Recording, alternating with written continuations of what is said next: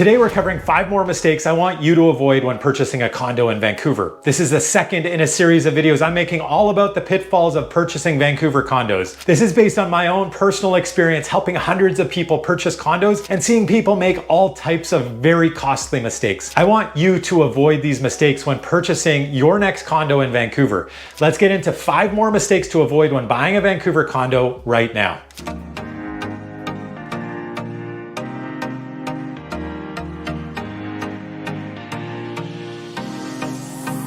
Hey there, my name is Sebastian Albrecht with the Living in Vancouver, BC team. Welcome back to the channel. If you're new here, I put up videos just like this one about living in and moving to Vancouver every single week. In today's video, we're talking more pitfalls, more mistakes to avoid when purchasing a Vancouver condo. This is, as I mentioned, the second in a series. I did the first a few weeks ago, and after completing that video, I realized I just had more to say. I have so much experience selling condos in Vancouver. I've seen people make so many mistakes that I don't want you to make those same mistakes. And that's why I'm doing a second video in this series. I just got more to say. And in fact, there's not just 5 reasons. I have a bonus 6th reason, something that has just changed in the last few weeks, something that nobody else is talking about, but is incredibly relevant and an enormous pitfall, an enormous costly mistake you could make if you're purchasing a condo. You need to be aware of this, and you're gonna wanna stay tuned to the end to make sure you understand this fully. But first, we're gonna talk about mistake number 1. Mistake number 1 is not physically viewing the parking or the storage. So often when I'm viewing properties with clients, they tell me they don't want to bother going down to the parkade or the basement level to look at the parking or the storage locker. They tell me one parking stall is the same as any other. It doesn't really matter. So long as there is a parking stall, that's all they're worried about. The reality is that's not really the case. There can be a lot of variation. And as I talked about in the last video that I did on this topic, the level of parkade can matter. So that is one thing that you want to consider. Is it on P2 or is it on P8? This is something that can lead to an enormous addition to your commuting time. It can add 10, 15 minutes to your commute if you have to wind your way up in the middle of rush hour from P8 all the way to the ground level. But not only that, what about the size of the parking stall? Is the parking stall close to the elevator? Are you gonna have an enormous hassle carrying groceries up every day? This is something you're gonna be coming in and out of on a very regular basis. And if there's something about that parking stall that annoys you, it's worth knowing about it ahead of time. You don't wanna find out when it's too late, and it's only gonna become a bigger headache. It's gonna be something that might make you regret purchasing this property. Other things to consider are the size of the parking stall. Is it a small stall or is it a large stall? Do you have a Hummer or do you have a Cybertruck where you need a big stall? Is there something in the parking stall like an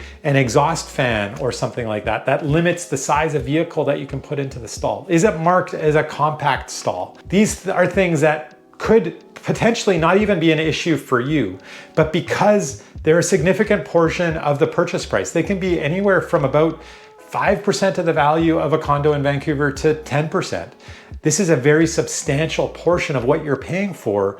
You want to understand what you're buying and how it might impact the future value, your life while you're living there, but also your ability to resell that property in the future.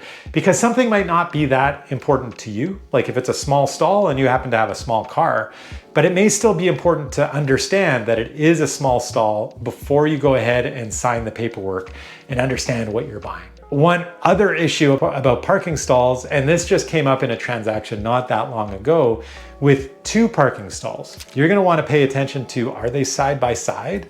Are they in different locations entirely in the parkade?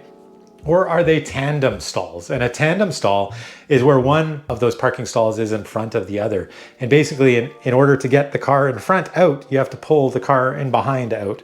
And both cars need to move in order to get the car in the front stall out of a tandem parking stall.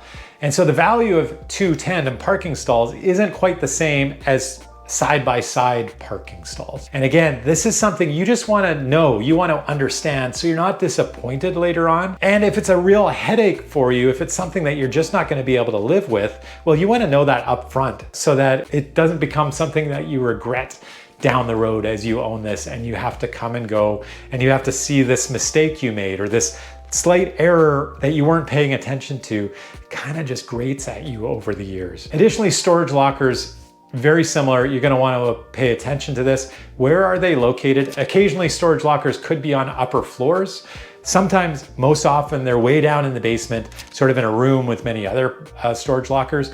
But there is a difference in value, you know, on the size of the storage locker and the location. Where they're way down in the basement, they're much more likely to be in a space that could be broken into. They're much more likely to be in a damp space that might get flooded. And again, these are things that you want to understand and pay attention to. And then on the size of the storage locker, there could be, in some buildings, you sort of get these half height storage lockers that might only be 3 feet high and about 3 feet wide, and then perhaps about 6 feet deep, where a more traditional storage locker in Vancouver is roughly 6 feet high, roughly 3.5 feet wide, and roughly 6 feet deep. So that, you know, is a significant difference. You're only getting half as much storage. Once again, paying attention to parking and storage and actually physically visiting the parking and the storage, I think, is an important step when you're purchasing a condo in Vancouver. Mistake number 2 is not paying attention to the direction that the unit faces. And in the city of Vancouver, you can have a unit that has a really great view, or you can have a unit that has great sunlight. You can't generally have both of those things. And the reason for that is generally the great views are to the north. And when you're facing north in a strata, you are not getting the sunlight from the south, and that obviously is where the sun is. And the building kind of blocks most of the direct sunlight. So the units on the north side of the building will generally not get a lot of sunlight, but you get a benefit of an incredible view. And so if views are really important to you, the people who want views generally in Vancouver want to be on the north side of the building. If sunlight is really important to you, well, you probably want to be on the south side of the building. But then on the south side of the building, you don't typically have much of a view. You just usually have a city view. Now, this does depend on where you might be exactly in the Lower Mainland. There are areas, let's say New Westminster as an example, where the views are on the south side because you're overlooking the river as an example. And there can be fantastic views in some other parts, I don't know, like Brentwood as an example, and Burnaby has great views to the south as well. But they're very different views to the traditional Vancouver views that most of the postcards highlight everywhere. So most people, when they think of Vancouver views, are picturing the views that they get to the north. And then there's the east. On the east side, you typically get morning sun. You don't get a lot of daylight sun. And the downside on the east side would be that it is only light in the morning. And if you're a late riser, that might not be something that you really appreciate. You might prefer it a little bit darker during the morning hours. So the eastern side may not be for you. And then there's the west. The west, you can often get fantastic views. But what a lot of people don't realize this far in the Northern Hemisphere, in our warmest months, right now it's mid-July. So at this time of year, basically from July through to mid-September, the western side of buildings are getting a lot of sunlight. You're getting sort of the sun is taking longer to set in the Northern Hemisphere here where we are in Vancouver. And there's more direct beating down sunlight, hot sun coming on the western side of the building.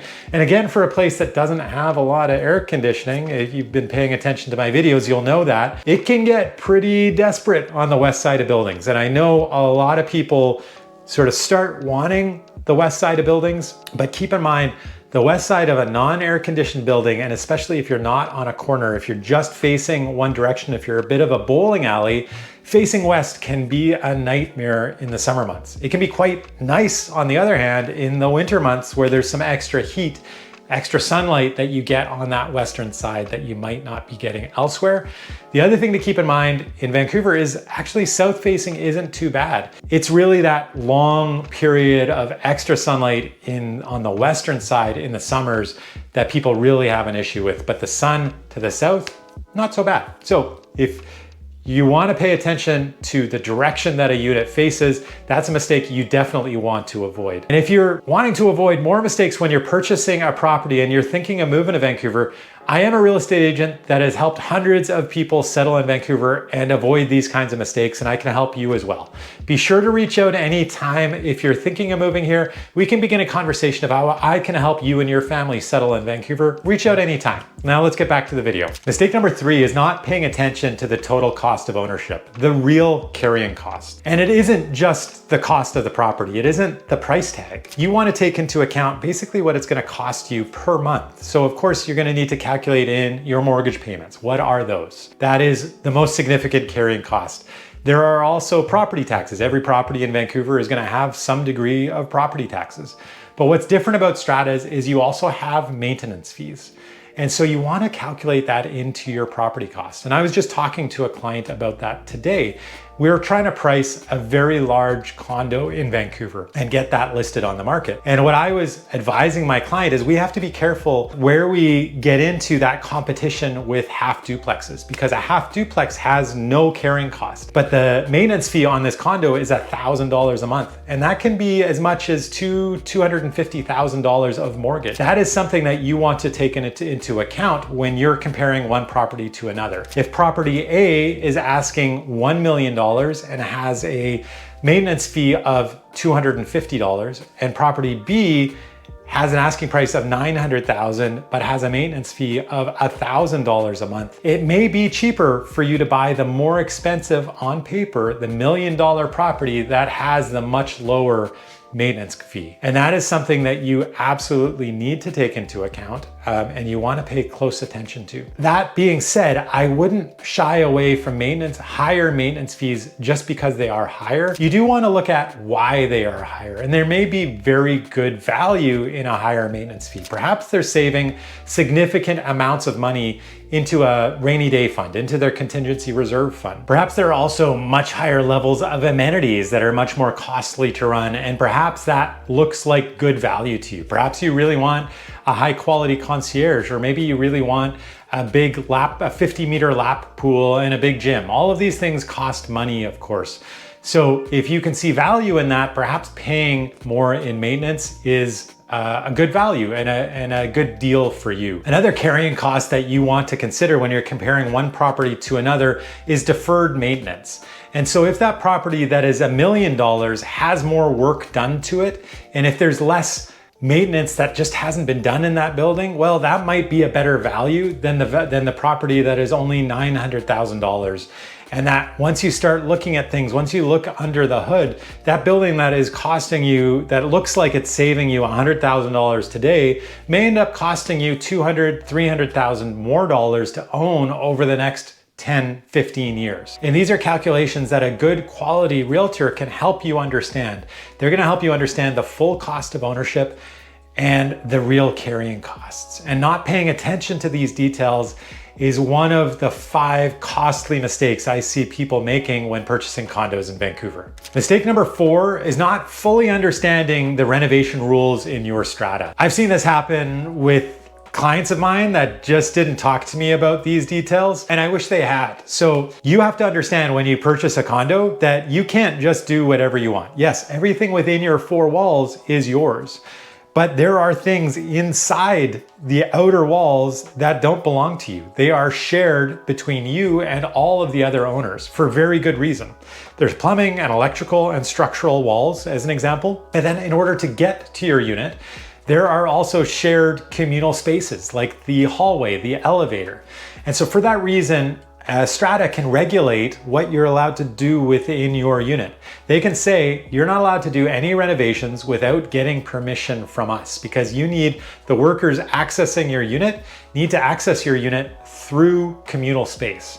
Or if you want to change anything about what we communally own, like plumbing, if you want to change the location of a dishwasher as an example, or the light fixture, you have to access communally owned features, the electrical, the plumbing, and you want to move that. Well, they want to make sure you're using an electrician or a plumber, and that you're also getting this checked by the city so that you're getting everything done with permits. You can't just do whatever it is that you want, and you can get in a lot of trouble if you try to do whatever you want.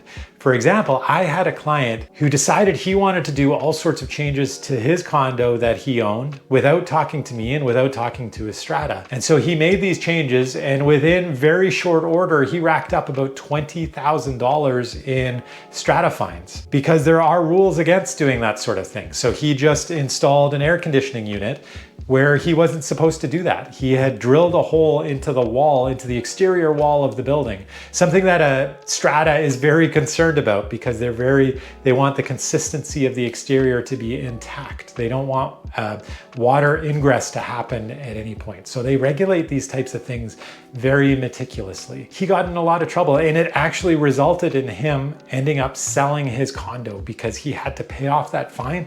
And on top of that, he just didn't feel welcome in his building anymore. He just didn't understand that there were these regulations, that he essentially another level of government overseeing his space. He came from an area where there were a lot fewer rules, and he didn't enjoy living under that structure, and he assumed he could do whatever he wanted, and then he found out very quickly that he couldn't, and he ended up selling his condo and has moved on from ownership and continues to rent to this day. Unfortunately, ownership just wasn't for him. So if you're purchasing a condo or looking at purchasing a condo, it can be an incredibly costly mistake not to understand what the rules and regulations are for your particular strata. They can be different from one unit in one building to another unit in another building. The rules can be completely different.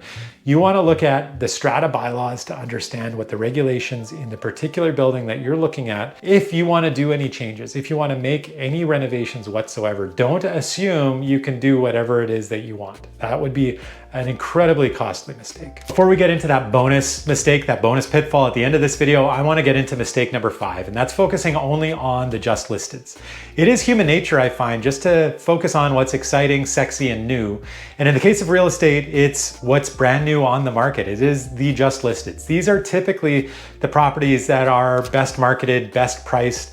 They have great photos, they have great floor plans. You can really experience those listings really, really well, and you have excellent opportunities to view them because they typically have realtor previews and they have open houses on weekends. These are the listings that most people are watching and paying attention to and chasing after. The result is, if you're a buyer in Vancouver, you're more than likely to find competition for the just listeds, and the best properties are typically just listed and getting chased after that way.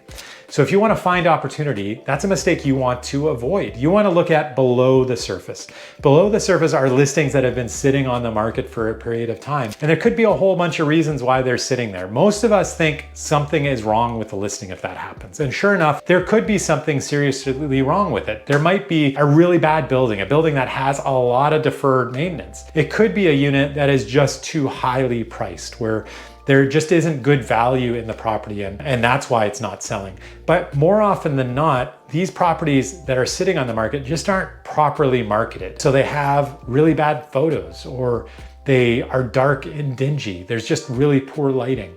They don't have a 3D walkthrough. They don't have a floor plan. So it's hard for people to imagine themselves in the space. Another reason that they could be problematic is that they could have tenants in place. Perhaps the unit isn't easy to show. Perhaps it doesn't show well when it is shown. All of this could spell opportunity for a patient, careful buyer. You want to avoid the mistake of focusing on the just listeds and look below the surface. That's where you're going to find opportunity. That's where you might find a bargain. And that's these days a difficult thing to find in Vancouver's real estate market. Whether the market is hot or cold, our market tends to move very quickly, and the hottest listings tend to sell in competition and for a premium price. So look beyond those just listeds and you can avoid that mistake. All right, so I promised you a bonus, and here it is. You need to pay attention to whether the property is tenanted or not. This has just suddenly become much more important than it has been up to this point because legislation has just changed. Up until this point, a buyer looking to purchase their own property to live in on a tenant-occupied property would need to give that tenant 2 full months' notice. What that means, what that has meant up to this point, is if you were purchasing in the middle of July, like it is right now, you wouldn't be able to move into that property until October 1st. You wouldn't be able to have vacant possession of that property until October 1st. Basically, all of July is canceled out. That doesn't count because it's not a full month. So it's August, September, those are 2 full months, and then you can take vacant possession on October 1st. But you also have to make, that tenant has to be given the last month of rent free. Legislation has just been introduced and is just changing, where the tenant now has to be given 4 months notice if a landlord wants to occupy the property. Not only do they have to be given 4 months notice, but they also have to be given the last 2 months free rent. And these are pretty substantial changes. So what that means is, rather than being able to move in October 1st, which is what you'd be looking at today, it would actually be December 1st. And this is even more important, not just because of the changes for the timeline of your purchase, but it can also impact your ability to get a mortgage, because that is 4 months is approximately 120 days. And most mortgage pre-approvals are just 120 days. So the reality is you may not have a mortgage pre-approval that covers you for the purchase, the agreement that you're making for vacant possession.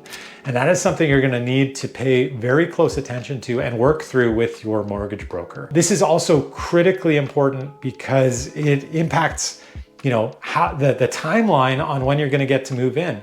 Yes, this is basically 4 months, which is a long time, but effectively, I mean, we're talking about July and only being able to move in December. That is almost half a year. And a lot can change in half a year. I mean, you could get married, you could have children, you can gain a job, you can lose a job. There can be all sorts of life changes that happen in that period of time. So this is a very important change that you want to pay very close attention to. And additionally, it's an important factor in Vancouver because so many properties are tenant occupied. In downtown Vancouver, as an example, somewhere in the range of 70 to 80% of a building could be tenant occupied. And so if you are looking at purchasing a condo, more than likely at least half of the properties you're considering will be tenant occupied. And this is an important differentiator that you're going to need to consider between properties that are owner occupied, that are vacant perhaps, and that have tenants in place. So be sure to pay very close attention. This is a mistake you definitely want to avoid and a pitfall you want to avoid when purchasing a condo in Vancouver. So between the two videos that I've done so far, I think we're at about 17 mistakes you want to avoid, including the bonuses, when purchasing condos in Vancouver. And both of these videos are things that you really want to pay very close attention to when you're purchasing homes in Vancouver. They can cost you a lot of money. They can cost you a lot of headaches. And I want you to avoid those headaches and be happy in the homes that you purchase. If you are looking to purchase a home in Vancouver and be happy in those homes, don't forget that I am a real estate agent. I've helped hundreds of families settle in Vancouver and buy the right homes, and I can help you as well.